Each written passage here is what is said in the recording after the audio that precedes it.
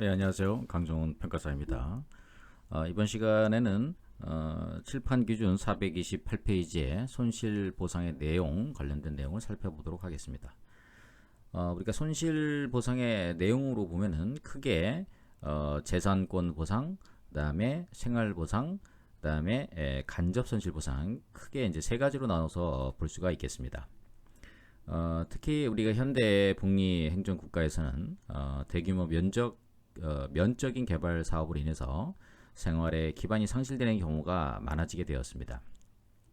그래서 우리 헌법 제23조 3항은 정당한 보상을 천명하고 있고 개별 법률에서는 생활 보상들을 주로 규정을 많이 하고 있고요. 우리 실정법이 이제 대물 보상의 한계를 극복하고 사회복리의 국가 이념 도입에 따라서 생활 보상을 현재 지향하고 있다 이렇게 볼 수가 있겠습니다. 손실보상의 내용 대상이라고 할 수 있죠. 최근 공용수용 법리의 확대와 경영에 따라 점차 확대되어가는 추세에 있고요. 오늘날 대규모 면적인 공익사업 시행으로 인해서 종래 이제 대물 보상을 중심으로 인정되던 손실보상 제도는 피수용자의 생활 재건을 위한 생활보상관념으로 변화되고 있고, 또한 공익사업 지구 안에 있는 보상에서 또 공익사업 시행지구 밖의 보상으로 확대되어 가는 이러한 논의가 계속해서 이루어지고 있다 이런 말씀을 드리고 싶습니다. 자, 그럼 먼저 재산권 보상을 살펴보면요. 자, 재산권 보상이라는 것은 기본적으로 우리가 피침의 재산의 손실에 대한 객관적 가치 보상과 공용 침해로 필연적으로 발생된 부대적 손실에 대한 보상을 우리가 의미한다 이렇게 보시면 되겠습니다. 객관적 가치 보상은 주로 이제 토지의 경우에는 취득하는 토지에 대한 그렇죠? 토지의 취득 또는 사용으로 인한 토지의 재산권 가치에 대한 보상을 의미하고 토지보상법 제70조 제71조에서 구체적 보상액 산정 기준을 마련하고 있습니다. 토지 이외의 재산권 보상에 관련돼서는요. 지상 물건 보상으로 토지상의 건물, 공작물, 임목에 대한 보상 75조에 있죠. 농작물에 대한 보상 우리가 75조 제2항 1항은 이제 지상 물건에 대한 거고, 권리에 대한 보상이 이제 토지보상법 76조, 자녀지에 대한 가치 하락 보상 토지보상법 73조, 자녀 건축물에 대한 가치 하락 보상 토지보상법 75조의 2에서 규정하고 있습니다. 객관적 가치 보상이 이제 토지와 토지 이외의 재산권 보상이라고 하면 부대적 손실 보상이 있는데요. 자, 부대적 손실 보상이라는 것은 수용 사용의 직접적인 물건은 아니지만 공익사업 시행을 위하여 목적물을 취득함으로써 피수용자에게 미치는 손실을 말합니다. 부대적 손실에 대한 보상은 실비 변상적 보상과 일실 손실에 대한 보상으로 구분해 볼 수가 있는데요. 실비 변상적 보상인 경우에는 재산권의 상실, 이전 등에 따라 비용의 지출을 요하는 경우에 그 비용을 보상하는 것을 우리가 실비 변상적 보상이다. 대표적으로 토지보상법상의 건축물 등의 이전비 보상이 있고요. 분묘 이장비 75조 제4항에 있죠. 자녀지 공사비 제73조 등이 그 구체적인 예라고 할 수 있겠고요. 또 하나가 이제 부대적 손실 보상으로서 일실 손실 보상이 있습니다. 재산권에 대한 수용에 부수하여 또는 독립적으로 사업을 폐지하거나 휴업하게 되는 경우에 있어서 전업기간 또는 휴업기간 중에 사업 경영을 얻을 수 있는 기대이익의 일실에 대한 보상을 우리가 일실 손실 보상이다. 토지보상법상의 영업의 폐지, 휴업에 따른 보상 우리 77조 제1항에서 규율하고 있고, 농업손실보상 제77조 제2항, 휴직 또는 실직 보상을 우리가 77조 제3항에서 규율을 하고 있습니다. 이제 재산권 보상으로 대표적인 게 객관적 가치 보상, 부대적 손실 보상이 있고요. 자, 그다음에 이제 생활 보상으로서 우리가 이제 생활 보상 이제 일반론으로 좀 살펴보면은요. 오늘날 이제 재산권에 대한 공용 침해의 경우에 그의 객관적 가치만을 완전히 받으면 충분하다는 생각은 많은 경우에 이제 적절치 않다 이렇게 볼 수가 있겠습니다. 종래 이제 대물적 보상 제도는 손실보상의 적법 요건보다는 보상에 중점을 둔 재산권 가치 보장 또는 이제 보상 보장을 중시하는 것이었으나, 오늘날에는 그 재산권 그 자체 내지 그의 존속 보장을 중시하고 있는 그런 추세다 이렇게 볼 수 있겠고요. 특히 대규모 공익사업이 증대됨에 따라 대물적 보상에 의한 재산 상태 확보만으로는 부족하고 적어도 수용이 없었던 것 같은 생활재건의 확보를 내용으로 하는 재산권의 존속 보장으로서의 생활보상이 필요하게 되었습니다. 최근에는 생활보상이 구체화되어 있어 주거대책과 생활대책, 그러니까 주거용으로는 우리가 이주대책과 그 다음에 주거이전비가 이제 대표적이고, 생활대책 관련돼서 우리가 생계대책이라고 하죠. 영업용, 상업용에 관련돼서도 이에 따른 이제 그 생활대책 보상 이런 것들이 최근에 중점적으로 많이 되어 가고 있습니다. 특히 이제 주거대책이라는 것은 이제 피수용자가 종전과 같은 주거를 획득하는 것을 이제 보장하는 보상을 말하는데요. 주거대책으로는 이주 정착지의 조성과 분양, 이주 정착금의 지급, 주거이전비에 대한 보상, 공용주택의 알선, 국민주택기금의 자금의 지원 등을 둘 수 있고요. 이 생계대책은 이제 생활대책이라도 하는데요. 우리 법률에는 이제 이게 들어와 있지 않은데 우리가 판례로서는 인정되고 있습니다. 이 생활대책이라는 것은 이제 종전과 같은 경제 수준을 유지할 수 있도록 하는 조치인데요. 이러한 생계대책 내지는 이제 생활대책은 생활비 보상, 우리가 이농비, 이업비 보상, 상업용지, 농업용지 등에 대한 용지의 공급, 직업훈련, 고용 또는 알선, 고용 상담, 보상금에 대한 조세 감면 조치 등을 들 수 있다. 이렇게 보시면 되겠습니다.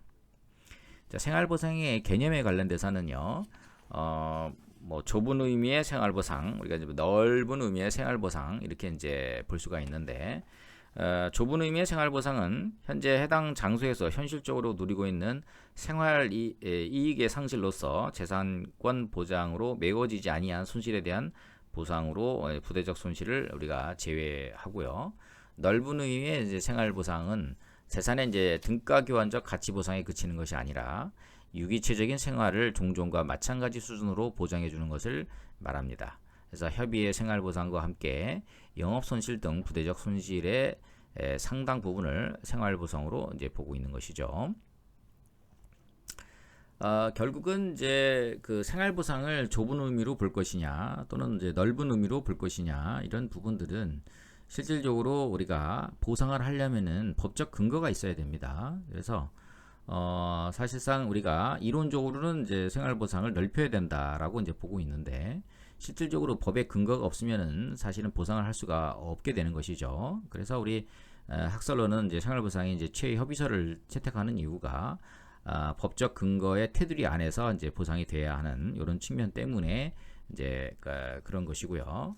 결국은 법적인 측면에서 보면은 최협의설을 취하고 있지만 본 우리 기본서 제7판 기준에서는 결국 넓은 의미의 생활보상, 즉 우리가 어느 범위까지 보상해 주는 것이냐 뭐 이런 것들이 이제 중요한 부분이어서 넓은 의미의 생활보상으로서 이렇게 개념적으로 확대된 상태에서 내용을 이렇게 기술했다 이런 내용을 보시면 되겠습니다. 생활보상의 이제 이론적 근거로 보면은요, 우리가 생활보상의 근거로 보면 이제 이론적 근거와 이제 헌법적 근거, 그다음에 이제 법률적, 개별법적 근거 이런 걸 살펴볼 수 있는데요. 자, 이론적 근거로는 재산권 보장과 법의 목적인 정의, 공평의 원칙, 생존권 보장 등을 종합적으로 그 이론적 근거로 파악해 볼 수 있고요. 헌법적 근거로는 헌법 제34조설과 헌법 제23조, 그 다음에 34조, 23조 통일설이 있는데요. 34조설 같은 경우는 이제 인간다운 생활을 보장하는 측면이다 이렇게 보는 거고요.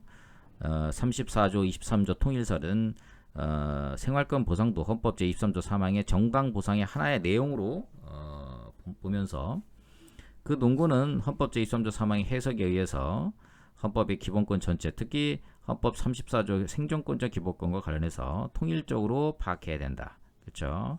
그래서 헌법 제23조의 재산권은 단순한 재산적 가치권이 아니라 생존권적 기본권을 기초로 한 재산권으로 봐야 된다. 그래서 생활권 보상은 헌법 제23조 3항과 34조의 근거를 두고 있어서 통일설이 타당하다 이렇게 지금 보고 있습니다.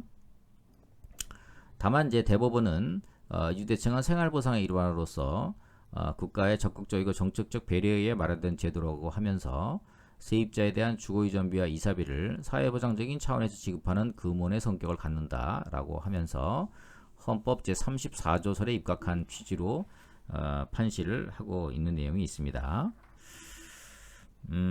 그렇다 그래서 뭐 34조 인간다운 생활만 보장하는 측면이라고 보기는 좀 어렵고요. 사실은 이제 생활보상은 이제 헌법적 근거를 지니는 사실상의 이제 헌법상의 이제 권리라는 측면이 있고 복리국가주의의 이념적 등장과 함께 정당보상이 대물보상뿐만 아니라 생활보상까지 확대돼야 한다는 측면에서 봤을 때 생활보상도 결국은 정당보상 실현 여부에 관심이 있는 것이기 때문에 34조, 23조 통일설로 보는 것이 타당하다 이렇게 보면 좋을 것 같고요. 이와 관련된 뭐 우리 개별법의 근거로 본다 그러면 생활보상에 대한 일반적 직접적인 어떤 일반법은 없고 토지보상법에서 78조의 2에서 이주대책 관련된 내용을 규율을 하고 있고 산업기지개발촉진법 등이라든지 다른 법률에서 개별적으로 단편적으로 이렇게 규율이 되어 있다 이런 내용 보시면 되겠습니다. 우리 그 이주대책 관련된 생활보상의 이제 92-35783 전원합체 판결이 2007-63089, 63096 전합체 판결로 해서 우리가 판례가 변경됐죠. 그래서 이 판례 한번 살펴보시면은 칠판 기준에서 431페이지에 있는 2007-63089, 63096 전합체 판결 한번 읽어보겠습니다. 공익사업을 위한 토지 등의 취득 및 보상에 관한 법률은 공익사업에 필요한 토지 등을 협의 또는 수용에 의하여 취득하거나 사용함에 따른 손실보상에 관한 사항을 규정함으로써 공익사업의 효율적인 수행을 통하여 공공복리 증진과 재산권의 적정한 보호를 도모함을 목적으로 하고 있고 위 법에 의한 이주대책은 공익사업의 시행에 필요한 토지 등을 제공함으로 인하여 생활의 근거를 상실하게 되는 이주대책 대상자들에게 종전 생활 상태를 원상으로 회복시키면서 동시에 인간다운 생활을 보장해 주기 위하여 마련된 제도이므로 사업시행자 이주대책 수립 실시 의무를 정하고 있는 토지보상법 78조 1항은 물론 이주대책의 내용에 관하여 규정하고 있는 같은 조 78조 4항 본문 역시 당사자의 합의 또는 사업시행자의 재량에 의하여 적용을 배제할 수 없는 강행법규다 이렇게 판시하고 있습니다.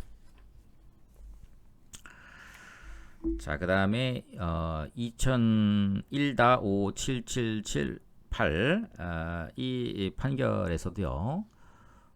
본래 취지에 있어서 이주자들에 대하여 종전의 생활 상태를 원상으로 회복시키면서 동시에 인간다운 생활을 보장하여 주기 위한 이른바 생활보상의 일환으로 국가의 적극적이고 정책적인 배려로 마련된 제도다.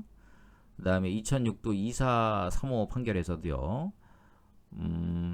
토지보상법 78조 5항 및 시행규칙 54조 2항, 55조 2항의 각 규정에 의해서 공익사업의 시행에 따라 이주하는 주거용 건축물의 세입자에게 지급하는 주거이전비와 이사비는 해당 공익사업지구 안에 거주하는 세입자들의 조기 이주를 장려하여 사업 진행을 원활하게 하려는 정책적인 목적과 주거 이전으로 인하여 특별한 어려움을 겪게 될 세입자들을 대상으로 하는 사회보장적인 차원에서 지급하는 금원의 성격을 갖는다 할 것이다. 이렇게 지금 판시하고 있습니다. 자, 그러면 이제 생활보상의 성격과 특색으로 보면요. 생활보상은 이제 보상의 최전선으로서 생존권을 보장하는 보상이어야 하고 수용이 없었던 것 같은 생활 상태를 제한하는 보상이어야 하며 피수용자 및 관계인의 생활 안정을 위한 보상이어야 한다는 이런 측면이 있고요. 특색으로 보면 주관적 성격이 강한 대인 보상보다는 객관적 성격이 강하고 대물 보상에 비해 보상의 대상이 훨씬 확대되고요.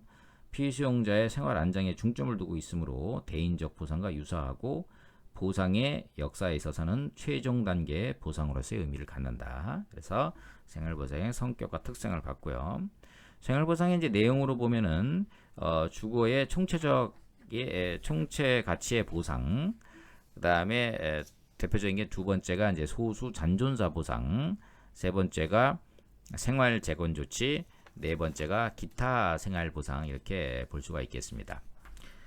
주거의 총체 가치의 보상은요, 사람이 거주하기에 부적합한 주거의 수용에 있어서 지급될 보상액이 그 주거의 총체 가치보다 적은 경우에는 주거의 총체 가치에 상당하는 금액을 보상하는 것을 말합니다. 해당 건물의 시장 가치가 아무리 낮더라도 거기에서 현실적으로 일정한 삶이 영위되고 있는 한 일정한 주거의 총체 가치의 보상이 되는 셈이며, 이는 곧 철거되는 건물의 주거로서의 생활 보상인 것이 되겠습니다. 그래서 토지보상법 시행규칙 제58조에서 규정하고 있는 주거용 건물의 최저 보상액이 여기에 해당될 수 있다, 이렇게 보시면 되겠습니다.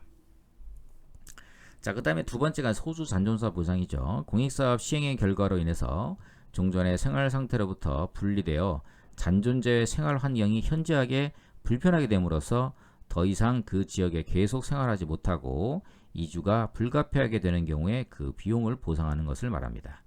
이것이 이제 대표적으로 댐 공사할 때 우리가 소수 잔존사 보상 이런 것들이 이제 많이 행해지고 있고요.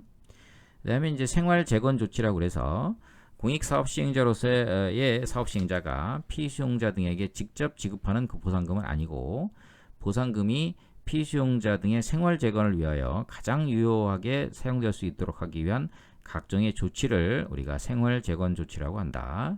생활 재건 조치의 구체적인 내용은 이주대책 수립 실시, 대체지의 알선, 공용주택의 알선, 그 다음에 개간비, 보조, 융자, 직업훈련, 고용 또는 알선, 각종 상담, 그 다음에 보상금에 대한 조세 감면 조치도 일종의 생활 재건 조치다, 이렇게 보시면 되겠습니다. 기타 생활 보상으로는 우리가 우리나라 실정법이 인정하는 생활 보상으로 영세농 등 생업 보상, 생활비 보상, 주거대책비 보상 등이 있고, 다른 나라에서 행해지고는 있으나 우리나라에서는 국가와 지자체 이외에 자가 공익사업 주체인 경우에 사실상 행해지는 것으로 뭐 특산물 보상이라든지 사례금 등 이런 것들이 별도로 있다. 그리고 이제 정신적 고통에 대한 보상으로서의 위자료를 인정하는 방향에 있어서 보상 이론을 구성하는 것도 하나의 앞으로 남겨진 과제다, 이렇게 보시면 되겠습니다. 자, 이번 시간에는 재산권 보상의 내용과 그 다음에 이제 생활 보상의 일반론 부분들을 살펴보았습니다. 공익사업으로 인해서 국민의 재산권이 취득됨으로 인해서 우리 1차적으로 재산권 보상을 하고, 2차적으로 생활의 근거를 상실하게 되는 주거용 건축물 소유자라든지 또 세입자 이런 분들의 인간다운 생활을 보장하기 위한 생활 보상은 사실상 우리가 헌법 제34조 인간다운 생활을 보장하기 위한 그 근거이기도 하면서도 우리 헌법 제23조 제3항에서 법률에 따라 정당한 보상을 하라고 하는 그 법적 근거를 볼 때 34조와 23조 헌법 34조 23조 통일설로 보는 것이 타당한 것이 아니겠느냐, 이렇게 볼 수 있겠습니다.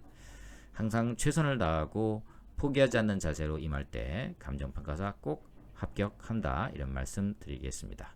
오늘도 수고 많으셨습니다. 감사합니다.